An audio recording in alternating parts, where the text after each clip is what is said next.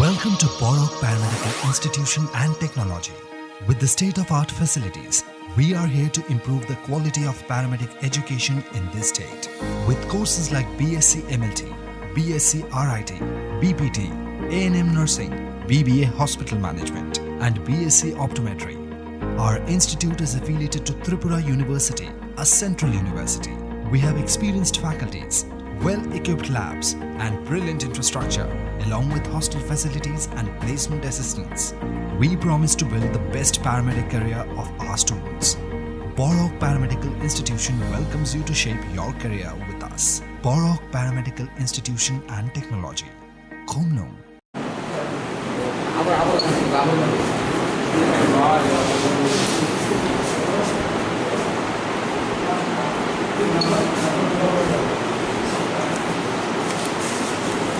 আমি আবারও আপনারা যারা এখানে উপস্থিত হয়েছেন আমাদের দুটি সংগঠনের আহ্বানে সাড়া দিয়ে আমি গণেশ চতুর্থীর আবারও প্রীতি ও শুভেচ্ছা জানাচ্ছি।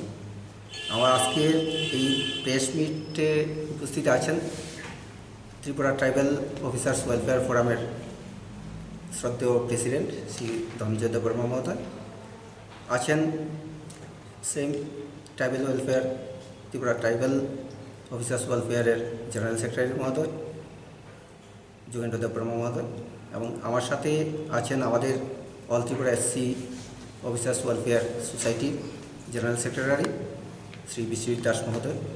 সেই সাথে আমাদের এক্সিকিউটিভ কমিটির দুইটা সংগঠনের এক্সিকিউটিভ কমিটির যারা পদাধিকারী যারা আছেন ওনারা আমাদের মধ্যে উপস্থিত আছেন। আজকে আমরা সবাই জানি যে কোভিড পরিস্থিতি থাকাতে আমরা খুব স্বল্প সংখ্যক এক্সিকিউটিভ কমিটিকে এখানে ইনভাইট করেছি যাতে ওনারা রিপ্রেজেন্টেটিভ হিসাবে ওনারা প্রেজেন্ট থাকেন। তো আজকের এই যে প্রেক্ষাপটটা কী আছে, আমাদের এসসি ওয়েলফেয়ার যে all Tripura SC officers welfare সোসাইটির জেনারেল সেক্রেটারি মহোদয় বলেছেন, তার প্রেক্ষাপটটা কী আছে তার জন্য আমরা একটা রিটার্ন বিবৃতিও আমরা তৈরি করেছি, প্রেস বিবৃতি তৈরি করেছি, সেটা আপনাদেরকে দেওয়া হয়েছে এবং আমরা দিয়ে দেবো। এটা আমরা সংক্ষেপে যদি বলি যে 2011 সালে ত্রিপুরাতে যে প্রমোশন নীতি যেটা আছে, প্রমোশন কর্মচারীদের প্রমোশন যেটা চলে তার উপরে একটা কেস দাখিল হয় আমাদের মাননীয় ত্রিপুরা হাইকোর্টে। সে কেসের দাখিল হওয়ার পর যেটা হয়েছে তারপর প্রেক্ষিতে যা যা হয়েছে আমি রিড আউট করে দিচ্ছি যেটা আছে। 2011-12 সালে শ্রী জয়ন্ত চক্রবর্তী এবং আরও দুজন শ্রী পঙ্কজ চক্রবর্তী এবং general officers and employees welfare society পৃথকভাবে মাননীয় উচ্চ আদালতে 5টি রিট পিটিশন দাখিল করেন। রিট পিটিশনে তারা ত্রিপুরা সরকারের সংরক্ষণ আইনকে চ্যালেঞ্জ করেন। অধিকন্তু তারা রিট পিটিশনে দাবি করেন যে এম নাগরাজ এবং others versus union of Tripura and others কেসের মাননীয় সুপ্রিম কোর্টের যে নির্দেশিকা দিয়েছিল সেই নির্দেশিকার রাজ্য সরকার উল্লঙ্ঘন করে সংরক্ষণে অন্তর্ভুক্ত প্রার্থীদের পদোন্নতি দেওয়ার ফলে তারা সমান অধিকার বা রাইট টু ইকুয়ালিটি থেকে বঞ্চিত হচ্ছেন। মাননীয় হাইকোর্টের ফুল বেঞ্চ এই উপরিউক্ত পিটিশনগুলির শুনানি শেষে 9/4/2015 সালে একটা রায় প্রদান করেন। সবগুলো রিট পিটিশন যেগুলো আছে সবগুলোকে একসাথে নিয়ে একটা রায় প্রদান করেন। এই রায়ে মাননীয় কোর্ট 8টি বিষয়ের উপর একটা পর্যবেক্ষণ করেন এবং উল্লেখ করেন যে রাজ্য সরকার যে ডাটা কালেকশন করে তা এম নাগরাজ কেস এর নির্দেশিকা অনুযায়ী সঠিকভাবে পর্যবেক্ষণ হয়নি। মাননীয় হাইকোর্ট রায়ে আরও নির্দেশ দেন যে এসসি এবং এসটি প্রার্থীরা যারা কেবল নিজ মেধার ভিত্তিতে নির্বাচিত হন এবং যারা কখনো সংরক্ষণের সুবিধা নেননি তারাই কেবল সাধারণ পদে বিবেচ্য হবেন। অর্থাৎ সে এসসি এসটি প্রার্থী সে যদি জীবনের যে কোনো সময় কলেজ লাইফ স্কুল লাইফে যদি কোনো সময় স্টাইপেন্ডও নিয়ে থাকে তাহলে পরে তারা এই অধিকার থেকে এই যে এখানে জেনারেল পদে বিবেচ্য হবেন না। এটা ছিল ওই রায়ের যদি আমরা এক কথায় বলি। তো মাননীয় হাইকোর্টের এই রায় যেহেতু ত্রিপুরা রাজ্যের সংরক্ষণ আইনের পরিপন্থী তাই রাজ্য সরকার বাধ্য হয়ে মাননীয় সুপ্রিম কোর্টে এই রায়ের বিরুদ্ধে আপিল করেন। আমাদের সংগঠন দ্বয়ও বাধ্য হয়ে মাননীয় সুপ্রিম কোর্টে আমরা দ্বারস্থ হই। মাননীয় সর্বোচ্চ আদালত রাজ্য সরকারের পিটিশনের শুনানির পর 27/7/2015 তারিখে স্ট্যাটাস কো মেনটেন করার একটা আদেশ প্রদান করেন। আদেশ প্রদানকালে মাননীয় আদালত এও বলেন যে নাগরাজ কেসের নির্দেশিকা অনুযায়ী ডাটা পর্যবেক্ষণ চালিয়ে যেতে হবে এবং এই আদেশের পর রাজ্য সরকার 23/9/2015 তারিখে স্টেট SC এবং ST কমিশন গঠন করে। এই কমিশন 5/5/2016 তারিখে তাদের বিভিন্ন সুপারিশ সহ পর্যালোচনা রিপোর্ট রাজ্য সরকারকে প্রদান করে। রাজ্য মন্ত্রিসভা 28/6/2016 তারিখে কমিশনের এই সম্পূর্ণ রিপোর্ট এবং সুপারিশ অনুমোদন করে এবং সিদ্ধান্ত নেয় যে এই রিপোর্ট মাননীয় সুপ্রিম কোর্টের বিবেচনার জন্য দাখিল করা হবে।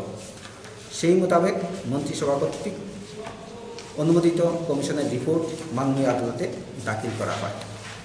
এই বিবৃতি যে প্রেস বিবৃতির মাধ্যমে প্রমোশন সংক্রান্ত মামলার বাস্তব চিত্র সকল স্তরের জনগণের নিকট আপনাদের মাধ্যমে পৌঁছে দেওয়ার অনুরোধ করছি। আমরা আশা করছি যে আমাদের আবেদন গুরুত্ব দিয়ে সত্যটিকে জনগণের নিকট তুলে ধরবেন, যাতে করে আমাদের মধ্যে যে বিশ্বাস শান্তির বাতাবরণ আছে সেটা নষ্ট না হয়। এখানে এই যে প্রেস বিবৃতির মাধ্যমে আমরা এই বলতে চাইছি যে আজকে ত্রিপুরা সহ সারা ভারতবর্ষে যে প্রমোশন অনেকটাই আটকে আছে, বিশেষ করে ত্রিপুরাতে 2011 সালের পর থেকে যে প্রমোশন আটকে আছে, তার জন্য SC ST অংশের বা কোনো অংশেই তারা দায়ী নয়। তার জন্য একটা কেস হয়েছিল মাননীয় হাইকোর্টের রায় একটা রায় দিয়েছিল, রায় একটা রায় হয়েছে। রায়ের পরিপ্রেক্ষিতে যেহেতু রায়টা ত্রিপুরা সরকারের যে প্রচলিত আইন আছে, যে রুলস আছে, তার পরিপ্রেক্ষিতে গেছে, বিপক্ষে গেছে, তাই ত্রিপুরা সরকার তার বিরুদ্ধে মাননীয় সুপ্রিম কোর্টে অ্যাপিল করেন। যেহেতু এটা আমাদেরও বিপক্ষে গেছে, তাই আমরাও সেই ইয়াটাকে চ্যালেঞ্জ করে আমরাও সুপ্রিম কোর্টে অ্যাপিল করি। অ্যাপিল করার পরেও সুপ্রিম কোর্টের অ্যাপিলের পরিপ্রেক্ষিতে আগেই এখানে উল্লেখ করা আছে যে আমাদের ত্রিপুরার মাননীয় হাইকোর্টের যে পর্যালোচনা রিপোর্ট, সেই রিপোর্টের বেসিসে 2016 ডিসেম্বর মাসের থেকে একটা প্রমোশন চালু হয়েছিল। ত্রিপুরা সরকারের বেশ কিছু দপ্তরে সেই প্রমোশনটা চালু হয়েছিল এবং প্রমোশন হয়েছিল, কিন্তু ইন দ্য মিটার সেটাকে স্থগিত রাখার জন্য ওনারা আবার পুনরায় সুপ্রিম কোর্টে গেছেন, কন্টেম্প পিটিশন করেছেন। কন্টেম্প পিটিশন করে সেটাকে তারা স্থগিত রাখার ব্যবস্থা করেছেন এবং স্থগিত রেখেছেন। বাধ্য হয়ে ত্রিপুরা সরকার, যেহেতু কন্টেম্প পিটিশন হয়েছে ত্রিপুরা সরকারের বিরুদ্ধে, চিফ সেক্রেটারির বিরুদ্ধে, তখন বাধ্য হয়েছেন ত্রিপুরা সরকার যে সেটাকে বন্ধ রাখার জন্য। অ্যাকর্ডিংলি সেটা বন্ধ হয়েছে।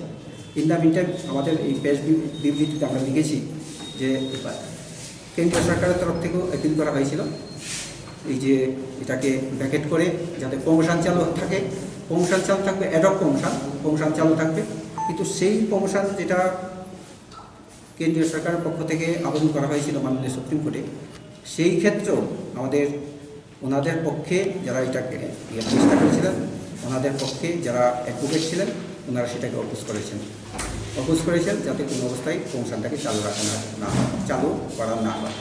তো সেই ক্ষেত্রে এখন ভুল একটা বার্তা যাচ্ছে, যে বলা হচ্ছে অনেক জায়গাতে বলা হচ্ছে যে SC ST অফিসারের জন্য আজকে ত্রিপুরাতে প্রমোশন হচ্ছে না, কিন্তু বাস্তব চিত্র আমাদের এই রিপোর্টে পরিষ্কার। আমরা খুব সংক্ষেপে সেটাকে তুলে ধরেছি, আপনারা এটাকে আপনাদের হাতে আমরা দেওয়ার চেষ্টা করেছি। আপনারা সেটাকে পর্যালোচনা করবেন, পরে যে সত্য জিনিসটা সেটা আছে সবার সামনে তুলে ধরবেন। এটাই আমাদের যৌথ সংগঠনের তরফ থেকে আজকের প্রেস বিবৃতির মূল উদ্দেশ্য। সেই উদ্দেশ্যটাকে আমি হয়তো আপনারা এখানে এসেছেন, আমি আবারও আমাদের যৌথ সংগঠনের তরফ থেকে আপনাদেরকে সাংবাদিক বন্ধুরা যারা এসেছেন আপনাদেরকে আন্তরিকভাবে ধন্যবাদ জানাচ্ছি যে আপনারা। Welcome to Borok Paramedical Institution and Technology. With the state-of-art facilities, we are here to improve the quality of paramedic education in this state. With courses like BSc MLT, BSc RIT, BPT, A&M Nursing, BBA Hospital Management, and BSc Optometry. Our institute is affiliated to Tripura University, a central university. We have experienced faculties, well-equipped labs, and brilliant infrastructure in along with hostel facilities and placement assistance. We promise to build the best paramedic career of our students. Borok Paramedical Institution welcomes you to shape your career with us. Borok Paramedical Institution and Technology, Khomlong.